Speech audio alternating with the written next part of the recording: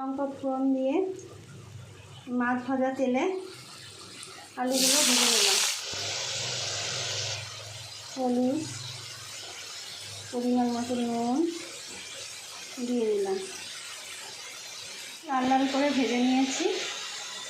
এগুলো ধুয়ে পরিষ্কার করে নিয়েছি কেটে। আলু একটু ফ্রাই হলে দিয়ে দেবো লাউ শাকগুলো। আলুগুলো লাল লাল করে ফ্রাই হয়ে গেছে। এবার শাকগুলো দিয়ে দেবো। লাউ শাকগুলো দারুণ লাগে এই আলু দিয়ে মাছ দিয়ে খেতে। শাকগুলো অনেকটাই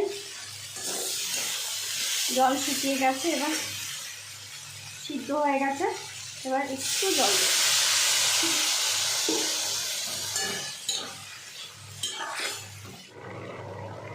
এবার মাছগুলো দিয়ে দেবো।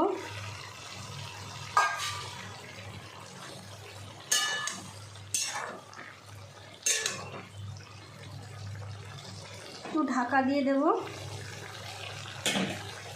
মাছে এই ঝোলটা ঢুকবে, তারপরে সর্ষে বাটা দিয়ে নামিয়ে নেব। ঝোলটা শুকিয়ে এসছে। এবার সর্ষে বাটা দিয়ে, এটা বাটা নয়, এটা সর্ষের গুঁড়োকে একটু জল দিয়ে গুলে দিয়ে দিলাম। এবার নামিয়ে নেব। দেখুন কি সুন্দর হয়েছে।